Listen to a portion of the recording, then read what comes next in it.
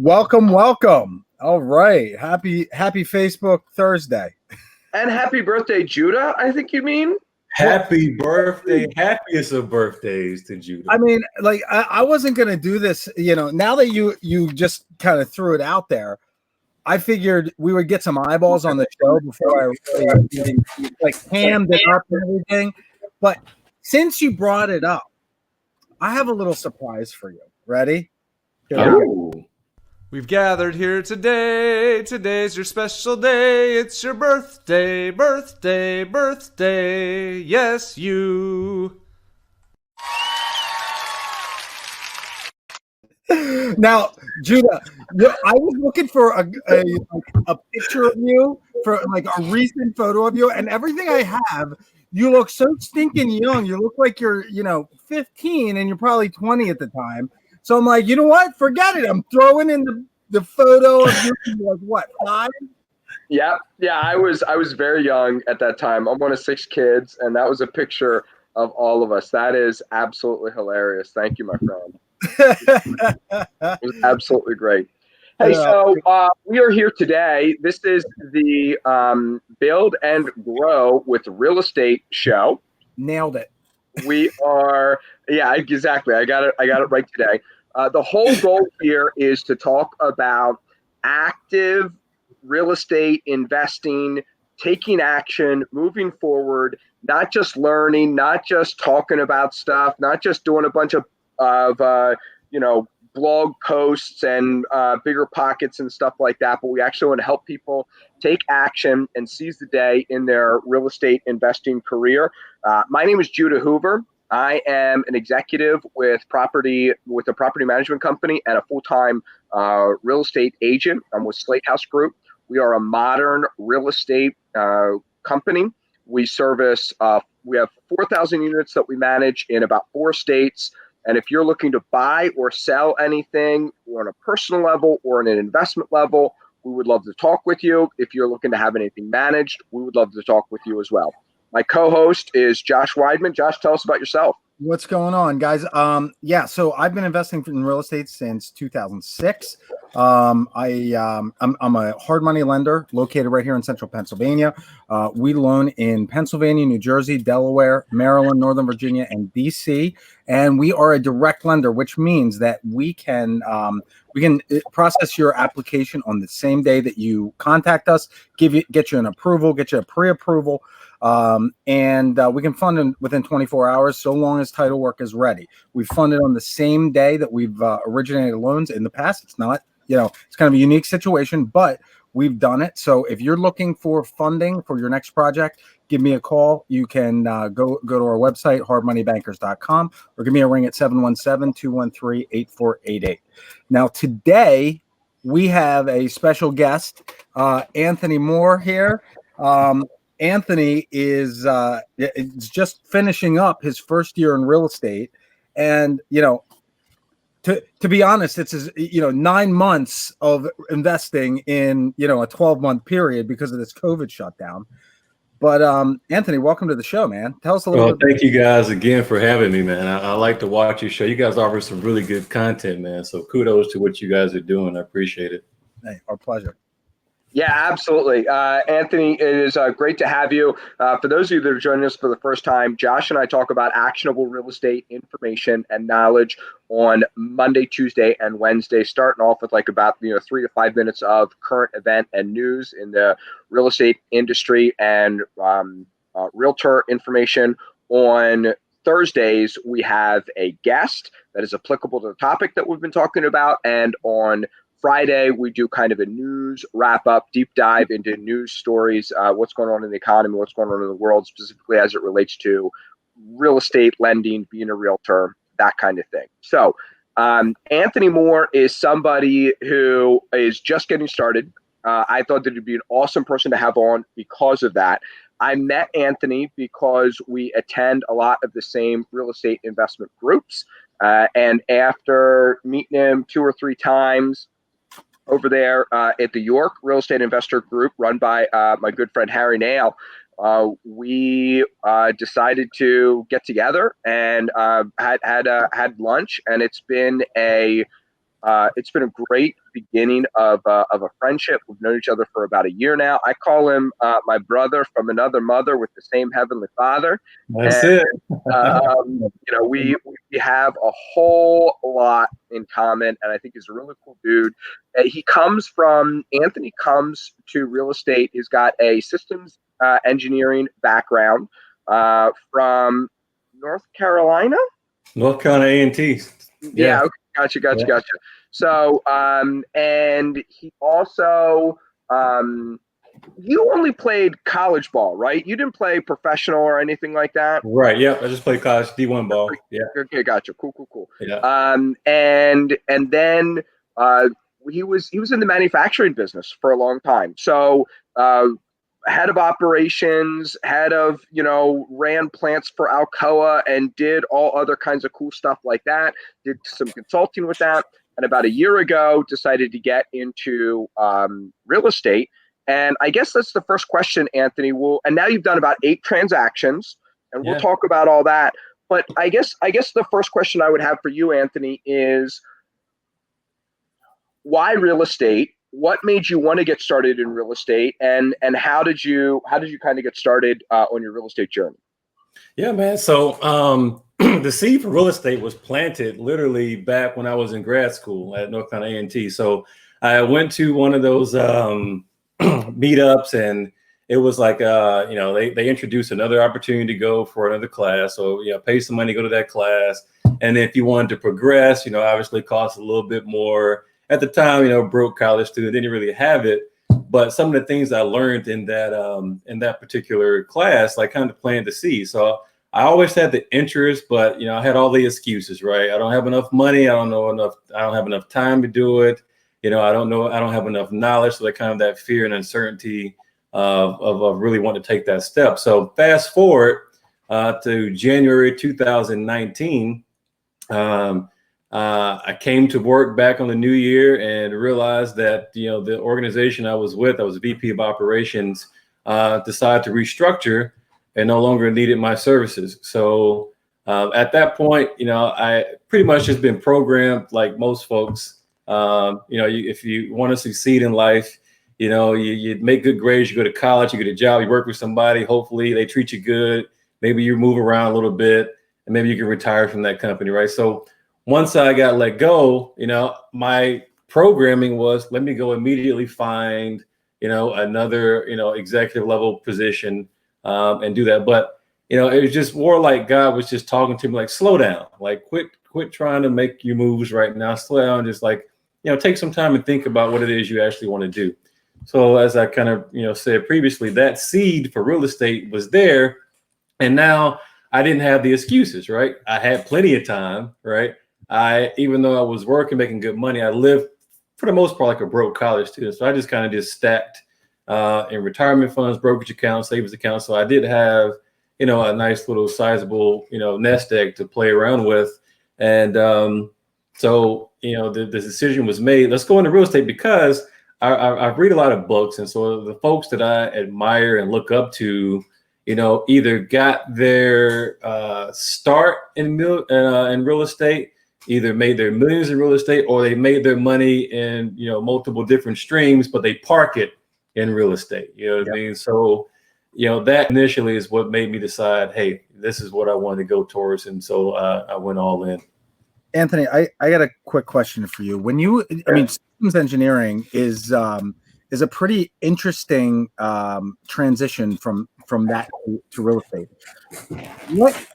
What did you take from your profession as a systems engineer, and were there some things that were easy transitions, things that were a little bit more difficult, as you made that transition? What was it that you saw that kind of connected the dots, and what was like completely different?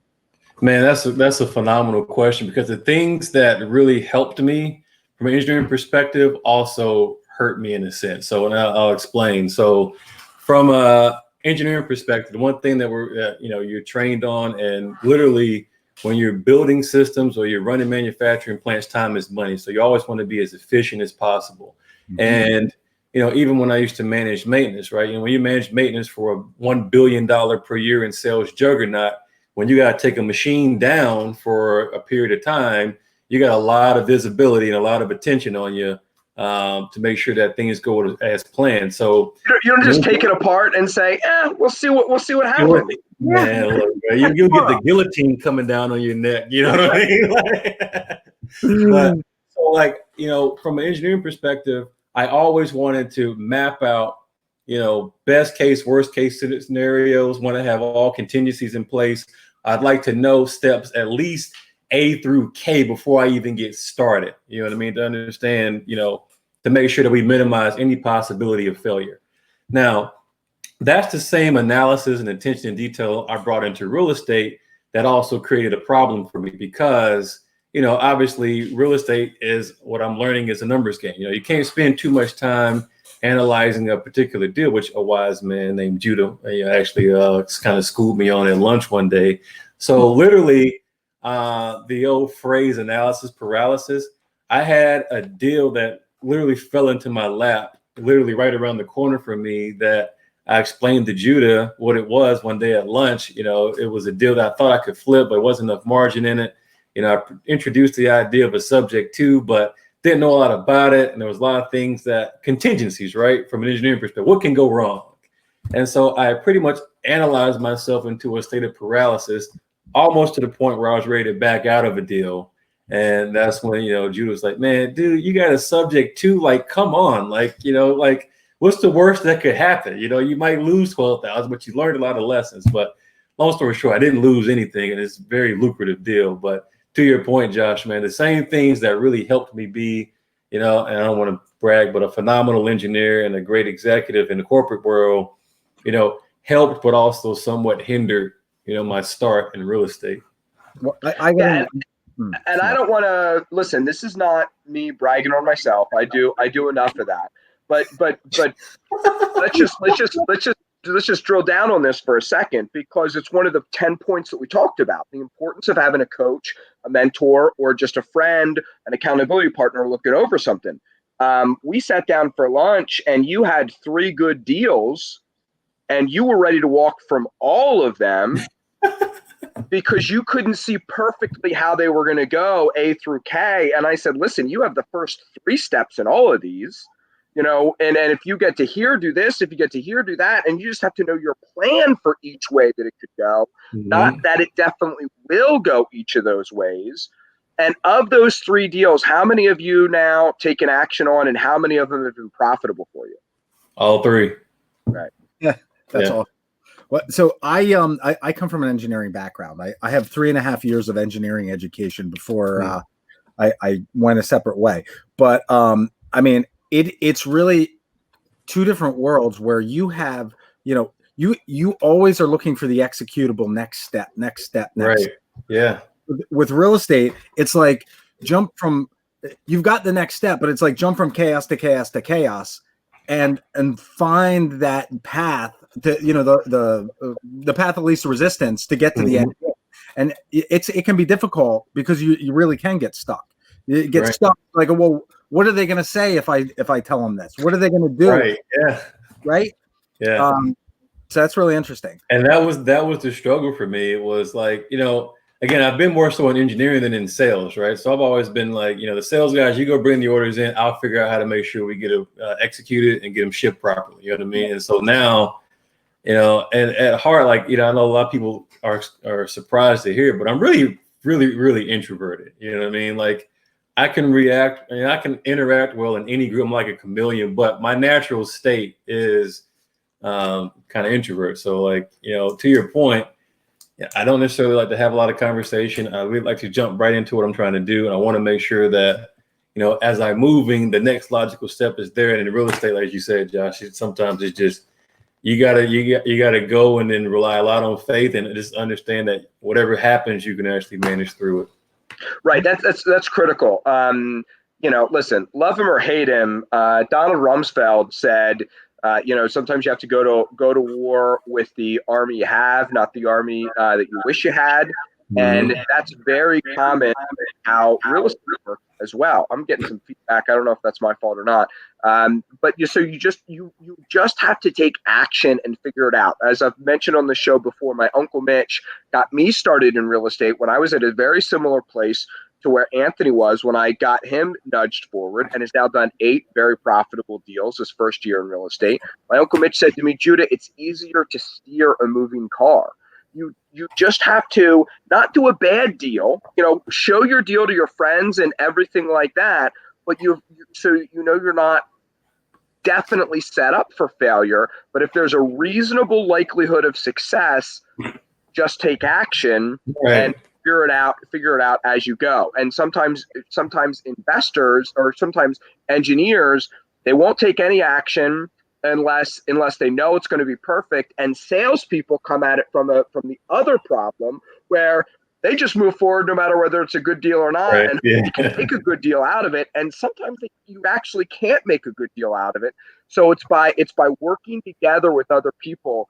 Eric Brewer talked about that when we had him on a week or two ago. He said his business skyrocketed as soon as he started hiring for his weaknesses, as soon as he started hiring for his own personal deficiencies. And one of the things that you have to do when you get started is surround yourself by a great group of people. What better example to hold up than Lincoln right now with everything that we have going on in our nation? And Lincoln very famously had a team of rivals, it was called. His cabinet members all hated each other. And all didn't like him. Now that's strong, I'm sure, but it was the equivalent of him having a bunch of conservatives and liberals and Democrats and Republicans and everything like that on his cabinet, because that way they could fight amongst themselves and come up with the best ideas. And when you're building a business, that's really what you have to do. So Anthony, tell us, what have you done for marketing? What kind of has been your favorite marketing strategy? What has been kind of your favorite type of deal? And just tell us a little bit, kind of an overview of these 8 deals you've done so far. Yeah, man. So I'll tell you what, I invested money into building these Carrot websites, right? So Carrot was investor-friendly websites for lead generation, things of that sort. So I went that way. I tried a couple of Facebook ads when I first started out. And what I realized is man, I'm just going too broad and not deep enough in any particular, That's one of the things we talked about. Pick one thing and focus on it. That's great. Right, exactly. I tried bandit signs. Yeah, man, look, I not only listen to you, man, I follow through, man. When I hear stuff like that, I guess that's the biggest deal. The difference is a lot of people, and before, even Josh, you mentioned earlier, I would grasp so much information from so many different sources, and I would just kind of collect information, which I just realized later was a form of procrastination, right? Because I had a fear, and I figured if I could overcome that fear with information, it would jolt me into action. But the most effective marketing technique, not even the bandit signs, not even the Facebook marketing, the social media, it has come from referrals, man. So literally. The 2 properties I started with, the 2 deals right here in my neighborhood, literally one's right here I'm looking at, one around the corner that takes me a minute and a half to walk through. Out of those 2 deals, posting the progress and the journey on Facebook, a neighbor who's become a good friend kind of saw that and said, hey, would you kind of look at our parents' property up in New Oxford? And I'm like, okay. So ended up going up there, having yet another phenomenally profitable deal. And not only that, I got to tell you this, guy, this is interesting, right? So, we did that deal. It's working out very well for us. And Curtis, slide over here, man. So not only, this is the package deal, okay? So not only from my neighbors that saw, and he's doing the first 2 properties, got another 3rd property from their parents. Now I get access to their son who's home from University of Kentucky, That's who all. wants to be a hedge fund manager at some point, Nice. and an investment banker.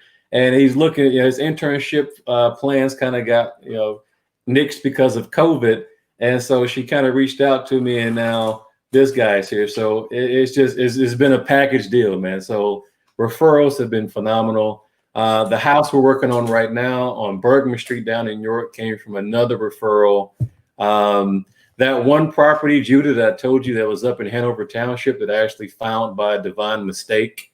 Literally had this property, Josh, for a year, okay, trying to wholesale, because initially that's all I knew was wholesaling. But then as time has progressed and, a download of new information came, I ended up buying this property through my self-directed IRA for $65,000. We had a BPO on it. The BPO came back between 220 and 250. A broker's price opinion, by the way. Yes. That's like a realtor saying what they think the value is. It's not quite as official as an appraisal, but it's a high level, other highly sought after professional opinion of what a value is worth. Right. Now I try not to use acronyms. So no, that's fine. That's fine. Keep on rocking and rolling, dude. Yeah.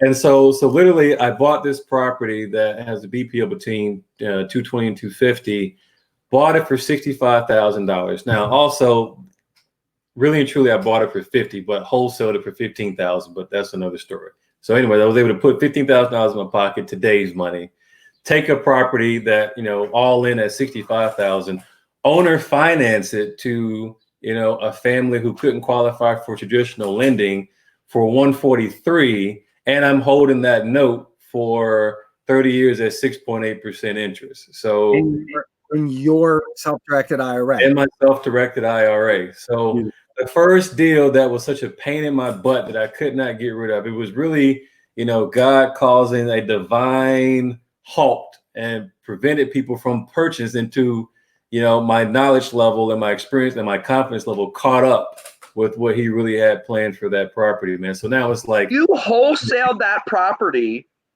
from Anthony Moore to Anthony Moore's self-directed IRA? Anthony Moore had nothing to do with it because that would technically be illegal in commingling of funds, Judah.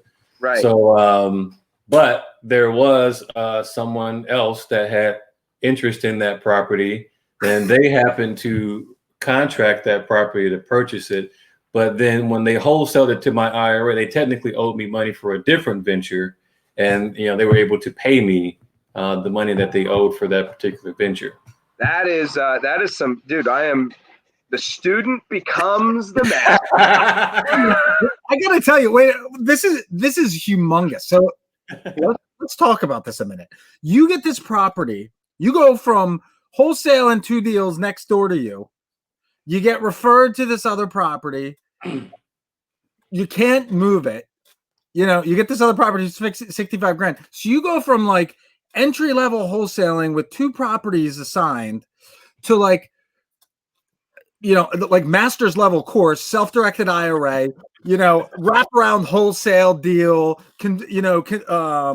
creative financing. I mean, that's some heavy. I have a question. What did you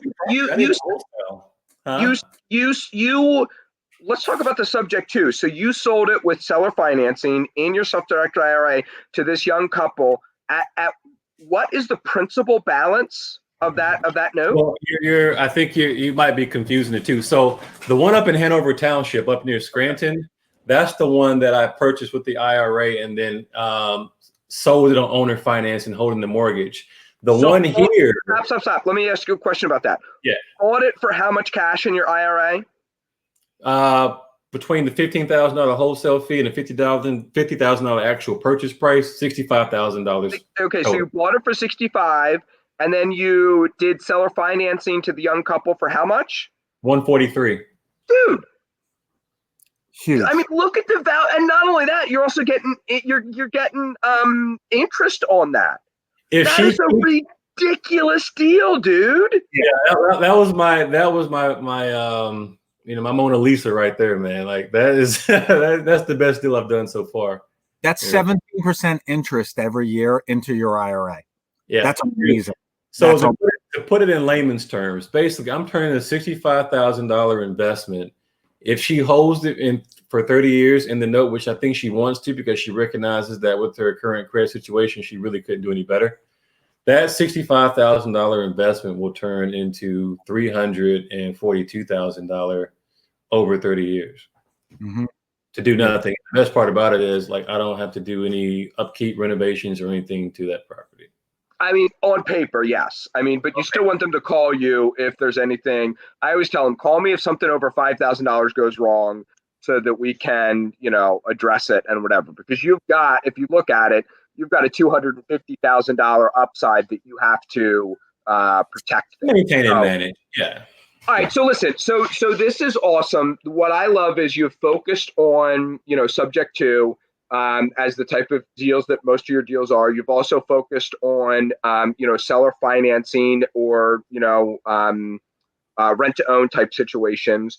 You do a little bit of work to create value in some of your deals. So it's almost like, you've done 8 deals, but some of those deals actually count as 2 because there's like a rehab flip into a seller financing. And you've developed a really great referral network. And here's the thing about building referrals and networking and everything like that. The real estate investing industry is a non-linear work, equation. It's work, get a little check. Work, get a smaller check. Why does that work like that? Work, get a check. Work, get a check. Work, get a check. Get a check, get a check, get a check, get a check. Whereas what we're used to doing in our day jobs is work, get a check, work, get a check, work, get a check. Yes. And so if you're willing to front load the work like you did, all kinds of networking, all kinds of bridge building, all kinds of everything like that, you've now got this monster that just sits there and poops out deals for you. And that's absolutely awesome. I also love how authentic you are on Facebook. You're not trying to, lean up against a Lamborghini and claim to have it all or anything like that. You do very little bragging about your numbers. I've seen even you and your dad out there working on properties. You swing a hammer yourself. I mean, you're crazy. I always say people say they work on houses for therapy. I say anybody who works on houses needs therapy. So, I get it.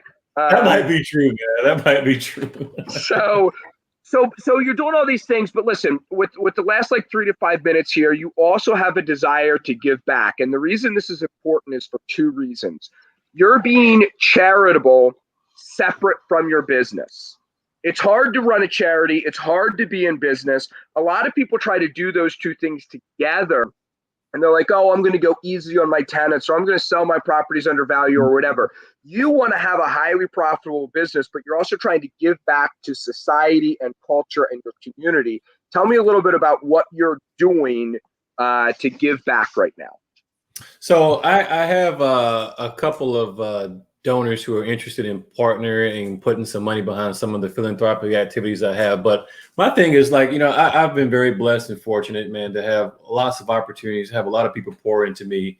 And I think it really started with having a stable home environment, right? And so when I look at the issues here in York, and not only that, but even in Harrisburg and some other areas in central PA, when I look at, where the crime rate is, it's because there's no stability at home, right? You've got folks who are constantly being evicted, going from home to home. You got people who are underemployed, who are having to go out and do illicit activities in order to make a living for their family. And when these kids are seeing that, it traumatizes them, and the effects are not felt until later down in life, right? And so what my program is going to be doing is aiming at financial literacy training for families and individuals who are in these affordable housing type scenarios to prepare them for home ownership, right? Because I believe, there are certain activities, like even, in the Black community, you got people who sell drugs and do different things, but they know, do not go to Miss So-and-so house and do that crap, because she gonna come out with the bat, she gonna bust you up, or she gonna call the cops, you know what I mean? But in general, and not knocking anybody that's renting at all, but in general, people take a little more care and a little more upkeep around, properties that they own, right? So the whole idea is to train people on how to manage their finance so they can, when we put them in a house, they can stay there, and also creating a fund that can help, I'm not focusing just on minorities, but, that is, unfortunately. That's fine. You're allowed to focus on minorities. I can focus on whoever I want to focus on, but I'm just saying, brother. The thing is, I'm not one that's going to just focus on, okay, you're Black, you're brown, you're who I'm focused on. But there are people who cannot qualify for traditional lending, which is why in my business, I try to find those who have had credit or financial hardships in the past, put them in a position where they can provide a path to home ownership, and lease to own or owner finance while they get their stuff together so they can actually purchase the property. So all that to say, there's three things initially, running this financial literacy training, helping people transition from affordable housing into home ownership, and then providing, lending to those folks so that, they can get into those homes and eventually stay, whether I sell the note at that point or not. But my whole purpose is training you so when you get into these homes, you can actually stay. You know what I mean? So capitalism has led to charity and giving back. Yeah. Being a successful business person has led to your ability to positively impact the community. Exactly, man. I've been asked to be on Josh, here's what I love about this, man. People ask us all the time, why are we doing this free show? What do we get out of this? And how are you monetizing this? I got to tell you, Anthony was stuck and would not have taken action if it wasn't for my involvement. And he'll be the first to tell you that.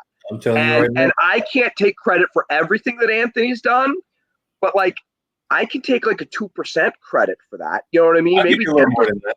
All right, cool. I appreciate that. Here's the deal. You better watch it. He's going to ask you for a check. If you tell him more,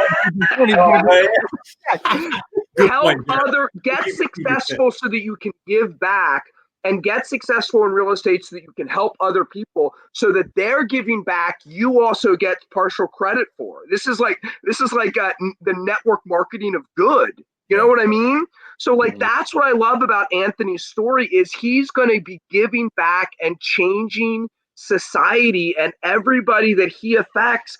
I have a small piece of that. That's more than money can buy. And that's why I want people to be successful so that they can also just continue that exponential growth of doing good, because it doesn't take any one of us to radically change the world. It takes all of us doing just a little bit to say, okay, how can I give back? How can I get involved? What can I do? And Anthony, that's what I love about your story. Also, you're getting involved by rolling up your sleeves, Anthony, and actually mentoring these kids, actually telling people what to do with their credit. You're not saying, well, I've only done 8 deals. Once I've done 80 deals, I'll just write $1 million check to Big Brothers Big Sisters. Yeah. You're actually doing the hard work now of getting involved, and you are absolutely to be commended for that, my friend. Man, I thank you, brother. It came quickly, man. I guess I'm starting to develop a little bit of a social media presence. So I get a lot of folks across the country, dropping in my DMs or wanting to schedule Zoom calls. So I've helped people structure deals all over the place. And now it's it took it up so much time. I was like, okay, guys, I can't continue to just give it for free. If you want to do a 50-50 JV, I'll be happy to do the heavy lifting for you and get you situated for progress. But, now that, I've got so many things, my board is filled back here with various opportunities that's in the pipeline. It's I want to help. I love coming over to your house and seeing, because every time we get together now, and we haven't 3 months, this COVID thing's been awful. We got to get together again, dude. You've always got, you're such an engineer because you've got that whiteboard behind you, and it's what deals you're working on, what marketing you're putting together, how you're planning out your day, and everything like that. I think it's great, man. Man, look, appreciate it, man. Appreciate it. Yeah, so I think that the other. Yeah, go ahead. How, if somebody wants to donate to your charity, or they want to get involved or help you or whatever, how do they get in touch with you? Let's start with the charity, and then we can talk about your business. Is that cool? Absolutely, man. So I created Judah, don't get the big head, man. I see it already inflating. But I created a business portfolio or investor portfolio so I could share with folks to show, hey, this is what I'm doing, why I'm doing it, how I'm doing it.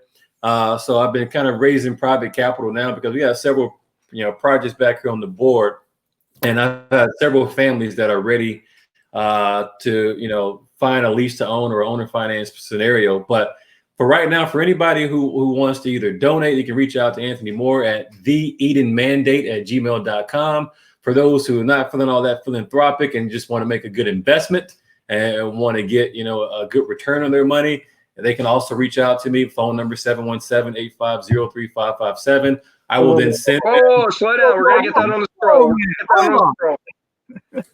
All right. 717. I will send them a copy of the business portfolio. And that way they can thumb through and see the various deals and see how their money will be safe and secure and how they'll get their returns. What's your number again? Give us that number again. Oh, 717 Yeah. 850 3557. 850-3557. I'm going to put this up on the scroll here. Thanks, man. Yeah. I get carried away sometimes, man. Dude, I love it. So, also, you mentioned something that I think is really critical, because there's a lot of people who are in your shoes, Anthony, who you can maybe bring some capital, maybe bring some connections, maybe just bring some mentoring and coaching. Because part of what I did when I helped you with those deals is I didn't just say they're good deals, go do them. I also told you maybe how to restructure them a little bit and how to think about it. And those are now skills you have. So somebody could, if somebody brought you a deal, you'd be willing to work out some type of split with them so that it's good for you and good for them. So people should call you, whether they're on their first, second, third, or 80th deal. You might be able to do something with them. Absolutely, man. So like part of what I do, and anybody who wants to read this, you'll see, like, I'm always trying to create a win-win opportunity, right? I'm not one that just wants to, get all the juice for the squeeze and leave somebody with nothing, man. I want everybody to win. Even my tenant buyers, my sellers, I want everybody to leave with the impression that, Anthony and Eden, man, they treated me right. So to your point, Judah, for those who, getting into the game or been in the game, I do offer, my skill set on how to analyze and make sure that deal is profitable for all parties. And absolutely, I'm happy to bring capital or expertise or analysis to any type of situation. Awesome. Love Well, it. listen, we could talk all day. We need to have you on again to dive deeper into some of these things. I can't believe 30 minutes has come and gone that quick. Anthony, you're welcome anytime, and please like and share whenever you're with us. I want to give a special thank you, because I know I have some more family members watching today's show than what I normally do, because it's my birthday. I am, very blessed to have a great, loving, and supportive family, and I just thank them very much for that. We, on Friday, are going to be back here tomorrow at noon, and we are going to be talking about the news wrap-up of the day, of the week, and then starting on Monday, Tuesday, Wednesday, we're going to be getting into another great topic, starting off with news of the day. And we try to keep these shows to 30 minutes a day. Check out the archives on the Real Estate Hackers community or Hard Money Bankers of Central Pennsylvania. And ladies and gentlemen, we'll be back tomorrow with another great show. See you tomorrow. Right. Thanks, man. Thank you guys for having me. Happy birthday, Judah. Thanks. See ya.